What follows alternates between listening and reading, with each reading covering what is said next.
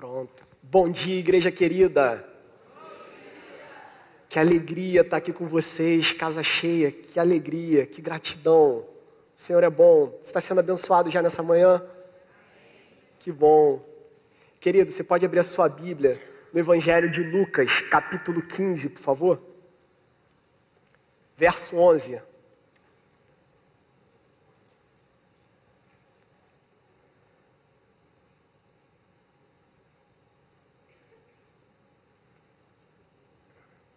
Queridos, a versão que a igreja tem adotado é a NAA, Nova Almeida Atualizada.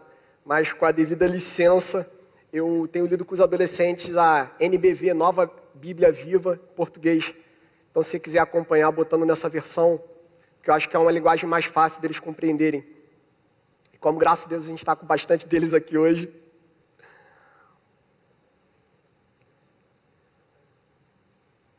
Lucas, capítulo 15, verso 11. Todos acharam? Amém? Diz assim a palavra do Senhor. Para explicar ainda melhor esse assunto, contou-lhes a seguinte parábola. Um homem tinha 2 filhos. Quando mais jovem, disse ao pai, pai, eu quero agora a minha parte da herança. O pai concordou em dividir a fortuna entre os filhos. Poucos dias depois, este filho mais jovem juntou toda a parte dele. Viajou para uma terra distante e ali gastou todo o dinheiro de maneira irresponsável. Quando o dinheiro dele acabou, uma grande fome espalhou-se sobre a terra e ele começou a passar necessidade. Foi então a um fazendeiro local pedir para trabalhar na fazenda. Este o mandou para o seu campo para cuidar dos porcos. O jovem andava com tanta fome que desejava encher seu estômago com as vagens que os porcos comiam, mas ninguém lhe dava nada. Quando ele finalmente voltou ao seu juízo, disse consigo mesmo, lá em casa até os empregados do meu pai têm comida de sobra, e aqui eu estou morrendo de fome. Eu vou para casa, junto do meu pai, e lhe direi, pai, eu pequei contra o céu e contra o Senhor, e já não mereço ser chamado seu filho. Por favor, trate-me como um dos seus empregados. Então ele levantou-se e voltou para casa, para junto de seu pai. E quando ainda estava longe, seu pai o viu, e seu coração se encheu de compaixão. E ele correu em direção ao seu filho, o abraçou e beijou. E o filho disse, pai, eu pequei contra o céu e contra o Senhor, e não mereço ser chamado seu filho. Mas o pai disse aos seus servos, depressa, tragam a melhor roupa da casa para vestir nele, coloquem um anel em seu dedo e sandália em seus pés, matem um novilho gordo, precisamos fazer uma festa e alegrar-nos. Porque este meu filho estava morto e voltou à vida, estava perdido e foi achado, e começaram a festa. Mas o filho mais velho estava nos campos trabalhando. Quando ele voltava para casa, ouviu a música das danças e perguntou a um dos servos o que estava acontecendo. Seu irmão voltou, contou ele, e o seu pai matou um novilho gordo e preparou uma grande festa para comemorar a volta dele ao lar, vivo e com saúde. O filho mais velho ficou muito irado e não queria entrar. O pai saiu e insistia com ele. Porém, ele respondeu ao pai, estes anos todos eu tenho trabalhado como um escravo para o Senhor e nunca me recusei a obedecer às suas ordens. E durante todo esse tempo, o Senhor nunca me deu nem mesmo um cabrito para festejar com os meus amigos. Mas quando volta esse seu filho, depois de gastar o dinheiro do Senhor com prostitutas, o Senhor comemora matando um novilho gordo. Olhe, meu filho, disse-lhe o pai, você está sempre comigo e tudo o que eu tenho é seu. Porém é justo comemorarmos, pois ele é o seu irmão. Estava morto e voltou a viver. Estava perdido e foi achado. Senhor, essa é a tua palavra, santa, viva, poderosa. Que essa palavra encontre eco no nosso coração, encontre em nós terra fértil, como na parábola do semeador, onde essa semente cai e dá muito fruto, a 100 por 1. Nos conduz a toda a verdade, Espírito Santo. Sem Jesus, sem a tua presença, nada podemos fazer. Dependemos do Senhor até para ler a tua palavra e compreendê-la da maneira correta. Nos ajuda para a glória do teu nome, te pedimos, Senhor. Em nome de Jesus. Amém. Queridos, eu não sei se você tem noção, mas esse ano nós estamos completando 40 anos do ministério do pastor Josué. E estou muito feliz com a presença dele aqui. Pastor Theo, logo que eu entrei no seminário aqui na igreja, ele falou: Douglas, ó, quem vai cuidar de você, pastor Josué, aprende com ele, tem muito para te ensinar. E, pastor, obrigado, foi a melhor decisão que o senhor poderia ter tomado no que diz respeito à minha vida. Ao longo desse tempo, tenho sido profundamente abençoado pela vida, não apenas do pastor Josué, mas da tia Emília e de toda a família deles, que é uma referência, uma bênção na minha casa. E Douglas, o que isso tem a ver com a passagem que a gente acabou de ler de Lucas 15? Porque a gente vai pensar junto sobre 3 personagens: o irmão mais novo, o irmão mais velho e o pai. Eu sempre gosto de meditar com os irmãos o contexto que essa passagem tá colocada na Bíblia. Se nós lermos Lucas 14, ou seja, um capítulo anterior, Jesus está na casa de um fariseu. E ele está ali comendo com ele. E ele começa a observar e trazer uma série de coisas que ele está vendo. Então é ali que acontece aquela passagem de Jesus falar: olha, não procure os primeiros assentos. Deixa que venha uma outra pessoa mais importante. É melhor você ser chamado para ocupar um lugar de honra do que você procurar esse lugar de honra. Logo em seguida é ali que Jesus vai falar que ele vai curar um homem. Na casa desse homem ele vai curar uma pessoa que sofria de um inchaço. E ele vai ser criticado porque ele vai fazer essa cura no sábado.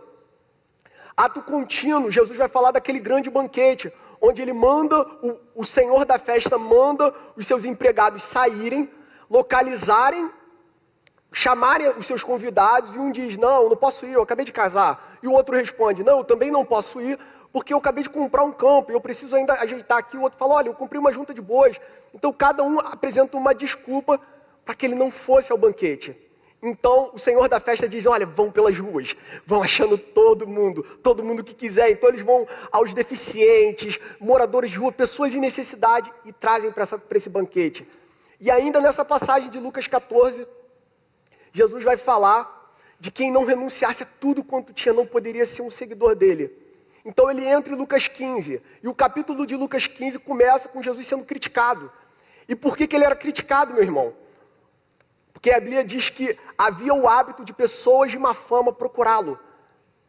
Ele era procurado por pessoas de má fama, publicanos, cobradores de impostos, e para aquele período não havia gente mais odiada pelo povo judeu do que o cobrador de impostos, porque ele trabalhava em favor do povo romano contra o seu próprio povo e normalmente extorquindo o povo judeu, num período que já era muito difícil da história. E Jesus, diante daquela crítica que ele recebia severamente, em especial de um grupo de religiosos chamados fariseus, que era a maior parte dos religiosos do seu tempo, Jesus, ele começa a contar a história, porque ele ama contar a história, para a gente tentar se identificar. E a primeira parábola que Jesus conta é a parábola do pastor que deixa as 99 ovelhas e vai atrás daquela única que se perdeu. E essa primeira parábola, ela fala de Jesus, porque Jesus é o bom pastor. Na parábola seguinte, a parábola da dracma, ou seja, da moeda perdida numa casa, e da mulher que acende a lamparina, acende uma lâmpada, uma luz, para localizar. E fala do papel do Espírito Santo, nesse lugar de trazer luz à nossa escuridão para localizar o que está perdido. Mas nessa terceira parábola, o grande foco dessa parábola é o pai. É o pai que tenta alcançar o coração dos seus filhos. E é muito interessante porque, eu não sei se você sabia disso, mas capítulos e versículos não existiam na Bíblia no seu original. Foi colocado só em 1200 e pouco. E a primeira impressão da Bíblia com capítulos e versículos só 1500 e pouco da era cristã. Então esse título, o Filho Pródigo, não existia no original. Porque a história é muito mais sobre um pai querendo se conectar com seus filhos. Querendo chamar os seus filhos para perto dele. Querendo ensinar aos seus filhos sobre a graça, sobre o favor do pai, sobre o amor, sobre o grande banquete. Sabe, meus irmãos, nós temos meditado aqui pelas manhãs sobre vida mais leve. Sobre uma vida de tanto peso, tanta sobrecarga, e que Deus nos chama para esse lugar de descanso. Mas não tem como a gente ter um lugar de descanso longe do banquete do Pai. Longe do banquete, longe da festa do Pai, cheio das nossas próprias ideias, das nossas concepções. Por isso que todo mundo que se aproxima de Jesus precisa primeiro abandonar muitas ideias. Mesmo para quem é criado na igreja, muitas coisas a gente vai entendendo errado. E a gente precisa expor o nosso coração à palavra, à oração, ao jejum, à comunhão da igreja, para que o Senhor vá discipulando e disciplinando o nosso coração. E na semana passada, nós iniciamos aqui no domingo pela manhã uma atividade com os adolescentes. Então nós teremos um evento paralelo, todo domingo, de 9 ali até 11h30, que é paralelo ao momento de culto. E eu falei sobre eles, a primeira parte dessa parábola, que é sobre o irmão mais novo. Esse irmão que ele tem um conceito na cabeça. E que conceito é esse? De que a vida dele longe do pai vai ser muito melhor do que perto. Porque o pai é chato, o pai bota limites, o pai diz o que tem que fazer. Só você ler a sua Bíblia aí, você vai ver quantos nãos tem nela. Não faz isso, não pode aquilo, tal. Então ele tem uma ideia que se ele viver uma vida sem limites, uma vida desenfreada, a vida dele vai ser muito melhor do que ao lado do pai. Só que não. Só que ele descobre que longe do pai, sabe o que espera por ele, irmãos? Necessidade. Uma vida no lixo. Uma vida com os porcos. E porco para o povo judeu é um troço assim, nojento. Então, o que espera por esse filho longe do pai é uma vida no lixo. Sabe, meus irmãos, eu fico pensando quanta gente não está vivendo no lixo. Morando no luxo, com uma casa boa, os filhos nos melhores colégios. Altos cargos públicos, boas empresas, fazendo sucesso, mas vivendo uma vida no lixo. E está no lixo porque está longe da casa do pai.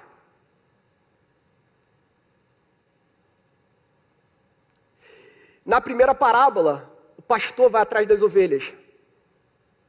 Na segunda parábola, a mulher vai atrás da moeda. E na terceira parábola, quem tinha que ter ido atrás do filho mais novo?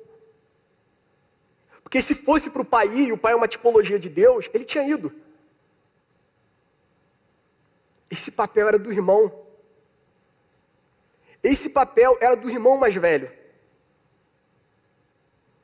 Vocês lembram lá, no livro de 1 Samuel, quando os animais do pai de Saul se perdem, e ele como filho mais velho, é ele que vai atrás.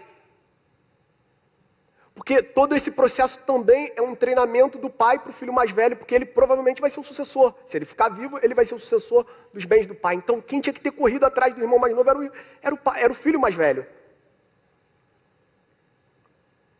Sabe, meus irmãos, conhecendo a vida da nossa comunidade, caminhando com tantos de vocês, eu não sei você, mas eu pelo menos me identifico nessa parábola muito mais com o irmão mais velho.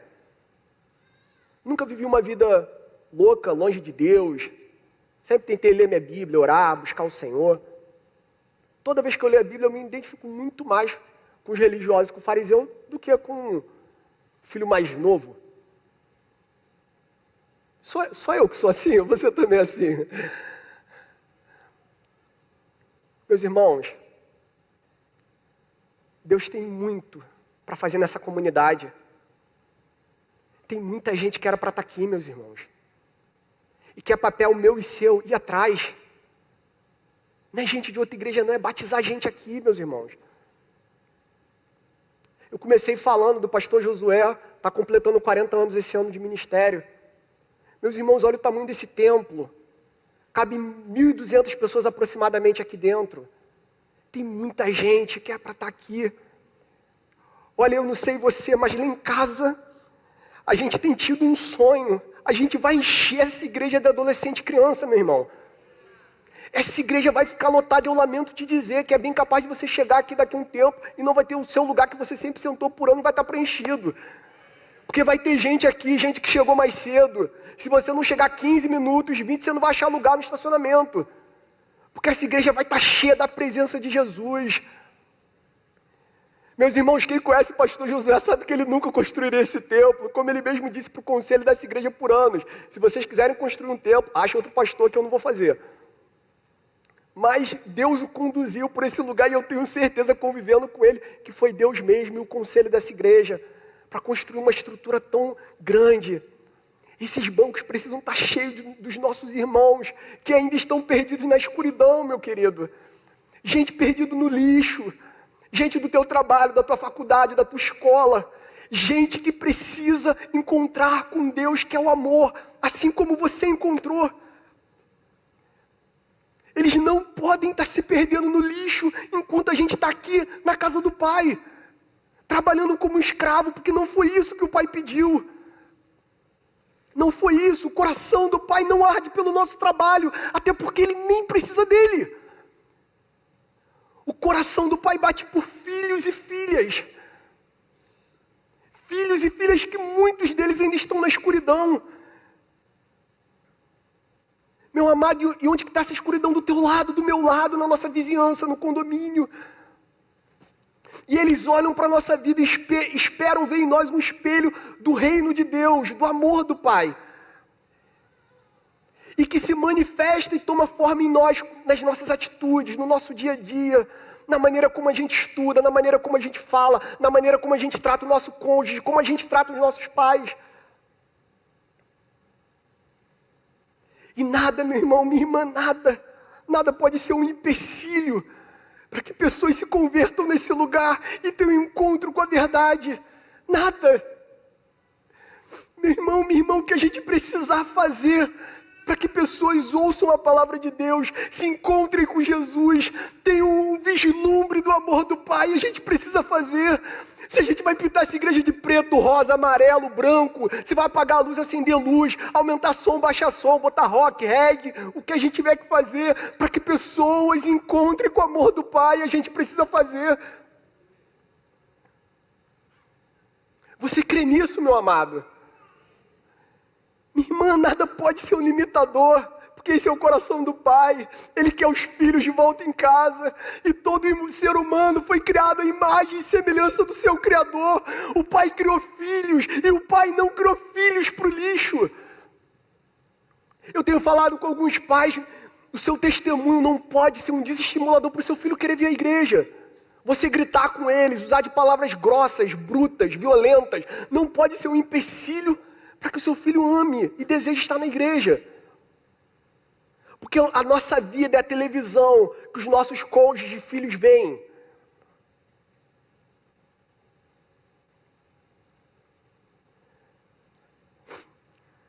Sabe, irmãos,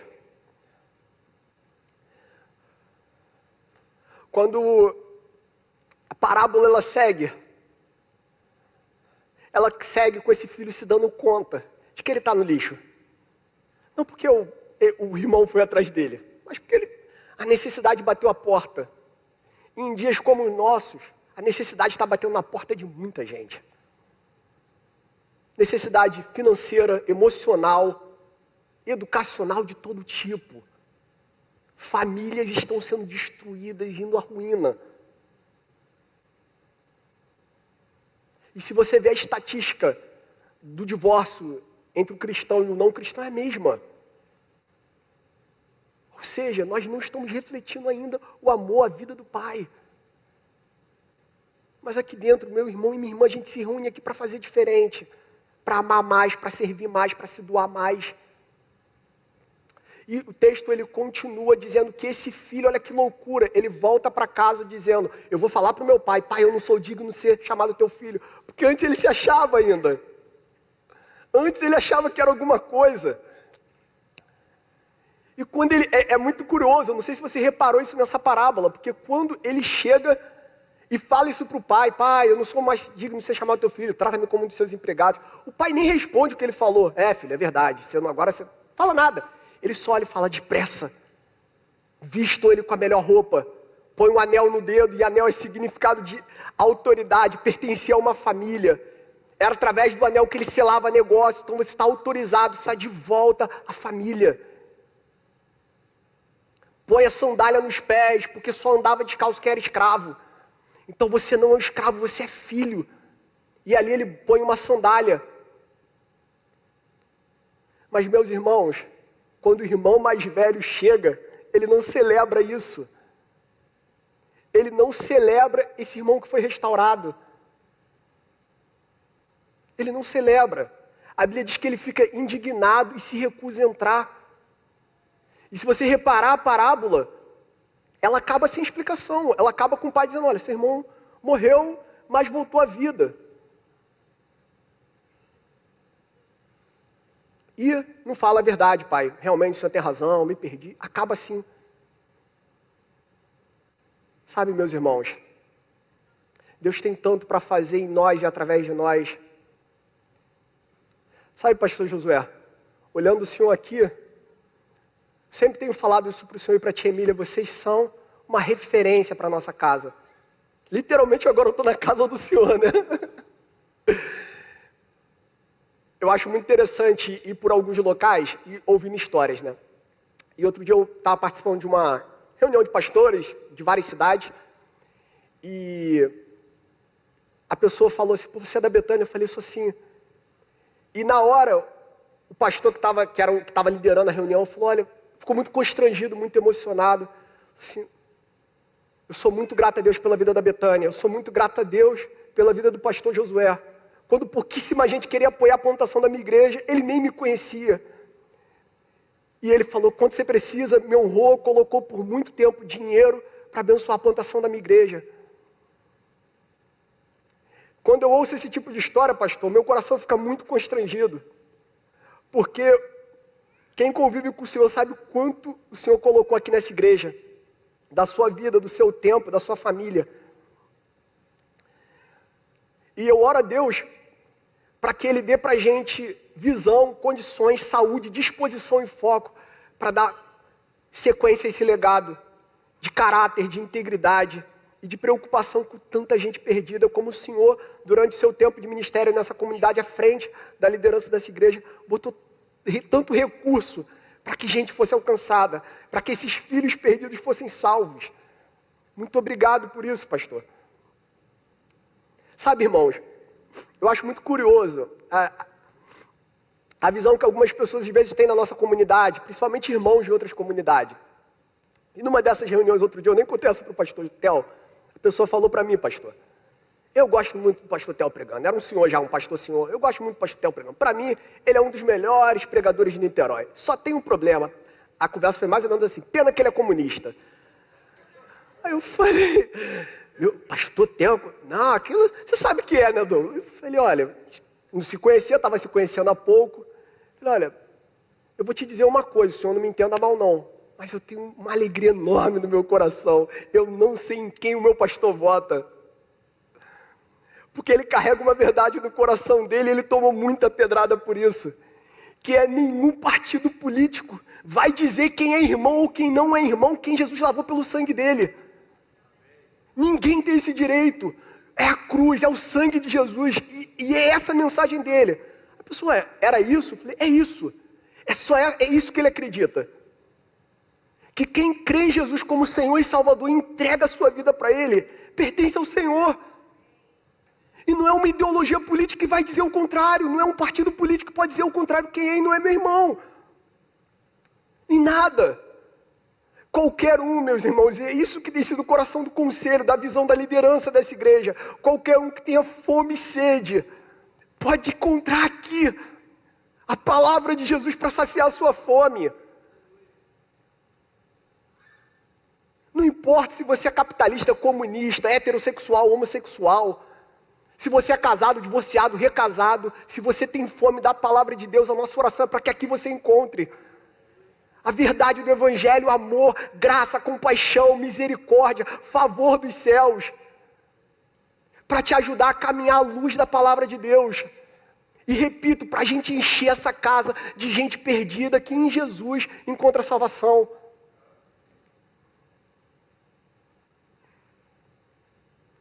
Meus irmãos, essa igreja carrega um grande legado para esse país. O que foi plantado aqui pelo reverendo Antônio Elias, dado sequência pelo pastor Josué e agora pelo pastor Theo, é um grande legado que a gente tem para essa nação, de amor, de misericórdia, de favor, de graça. Em tempos de tanto moralismo, em tempos de tanta coisa, a gente carrega uma verdade que precisa brilhar, precisa vazar para tudo que é canto, precisa transbordar de mim, de você, de que Deus é amor e estava em Cristo Jesus reconciliando consigo o mundo. Você é um transmissor dessa mensagem, meu irmão. Não deixa nada na sua vida criar ruído, nem o pecado para essa mensagem.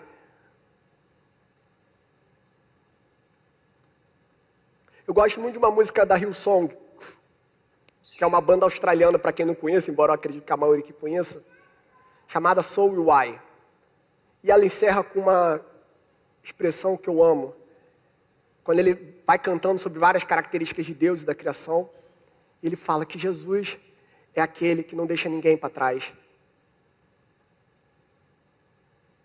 Jesus não deixa ninguém para trás. Jesus não deixa você, a sua família, os seus filhos, os filhos deles. Que eu e você, meu irmão, minha irmã, no nosso trabalho, no nosso dia a dia, no nosso colégio, não vamos deixar ninguém para trás. Que nessa manhã o Senhor abra os meus olhos e os seus. Pai, me revela quem está no lixo. Me revela os meus irmãos que têm tanta necessidade, para que eu seja ali, esse irmão mais velho correndo atrás do mais novo para salvá-lo. E agora, queridos, a gente vai ter um momento aqui de oração. Pedir ao pastor Theo para ele fazer uma oração por cada um dos adolescentes. A gente está com um desafio. A gente precisa de você, meu irmão, carregando o coração do Pai.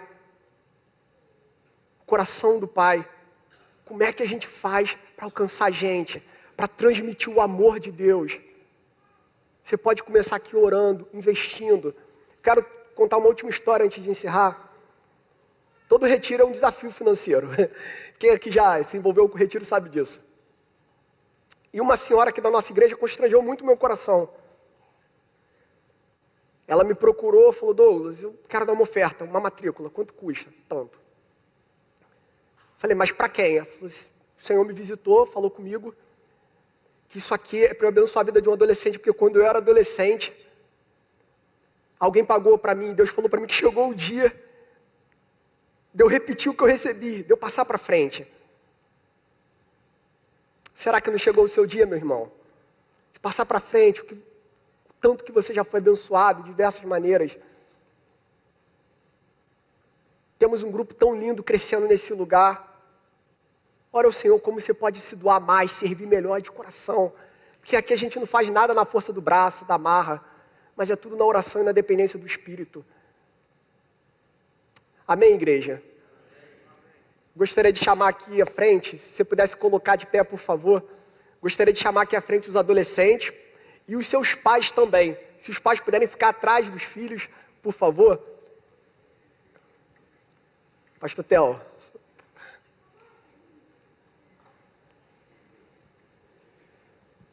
Então podem vir aqui. Obrigado, querido. Os adolescentes, queridos, e os pais. Vou sugerir que vocês depois coloquem todos essa camisa, tá? Que pode virar o uniforme dos adolescentes aqui da nossa igreja. Eu já tenho mais um aqui, tá bem? É a minha sugestão, tá certo? E se for necessário eu bancar a compra de umas 100 camisas pretas e vermelhas assim, eu vou fazer o esforço possível para abençoar vocês dessa maneira. Sei que a brincadeirinha é meio sem graça, mas eu sei que com essa brincadeira eu ganhei aqui pelo menos 80% desse auditório, tá certo? Tem mais um ali. Obrigado. Tá bom, gente. Gente amada, nós vamos encerrar esse momento de culto aqui. Os pais estão aqui com eles. Se você que está aí no seu cantinho quiser também participar desse momento, vindo até aqui, um minutinho só, como oferta e dramatização da sua disposição de orar por essa meninada, de apoiá-los e de encontrar vários, eventualmente não adolescentes, não jovens, mas que estejam distantes da casa do Pai. Você hoje foi tocado pelo Espírito Santo com aquele toque bem particular, o Espírito de Deus dando nome àquele a quem você deve encontrar. Quem sabe uma palavra no WhatsApp, uma mensagenzinha, se reportando a Deus mais continuadamente em oração a favor dessa a quem você deve alcançar. Você tem que ser a ponte, o embaixador, eu, você, nós, cada um de nós. E agora a gente precisa fazer um esforço muito consciente e intencional de buscar. Ouvimos uma palavra tão abençoadora aqui da parte do Douglas, e eu sei que Deus iluminou seu coração com nomes bem especiais, específicos. Gente da sua casa, da sua vizinhança, da sua parentela mais próxima, mais distante, seus amigos de trabalho. É por eles que nós vamos também orar, além dessa meninada tão preciosa e querida. Pai Santo, colocamos diante de Ti a vida desses adolescentes tão queridos, tão bom vê-los aqui, abrigados, acolhidos, agasalhados, na simplicidade amorosa desse ambiente. Rogamos em nome de Jesus, que Tu concedas que eles recebam dos mais velhos, dos seus pais, de cada um de nós, as especiais referências que os remetam ao amor de Deus, ao amor do Pai. Que Tu nos visites, de modo que sejamos, na medida da vida e da experiência de cada um, uma inspiração para essa meninada tão preciosa e querida. Rogamos que o Senhor blinde o coração deles de todo mal, que Tu guardes a mente, as emoções, o coração deles, que Tu as faças crescer na graça e no conhecimento de Deus, o nosso Salvador, o Salvador de cada um deles, de cada uma delas. Em nome de Jesus, que brilhem, que reluçam intensamente na sua geração jovem, pré-adolescentes, adolescentes, jovens, tanta gente nas sombras da perdição e no lixo, que eles sejam luz do mundo e sal da terra. Que Tu abras portas mediante as quais eles possam refletir as virtudes e as belezas do nosso Deus e Salvador, o Senhor Jesus Cristo. Por onde quer que passem, que sejam grandes profissionais, vitoriosos profissionais, usando os seus recursos, as suas competências, sua vida, sua energia, suas ideias, sua criatividade para o louvor exclusivo da glória de Deus. Que onde quer que coloquem suas mãos, que onde quer que invistam suas energias, aí haja a bênção do Senhor. Em nome de Jesus, guarda-os, que sejam livres do mal, que vivam vida abundante, regada da graça de Deus, que provem do melhor cereal desta terra. Em nome do Senhor, abençoe-lhes os pais, os avós, as famílias, que eles brilhem dentro de suas famílias também. Em nome de Jesus, promove uma revolução extraordinária nesta cidade, nas suas escolas.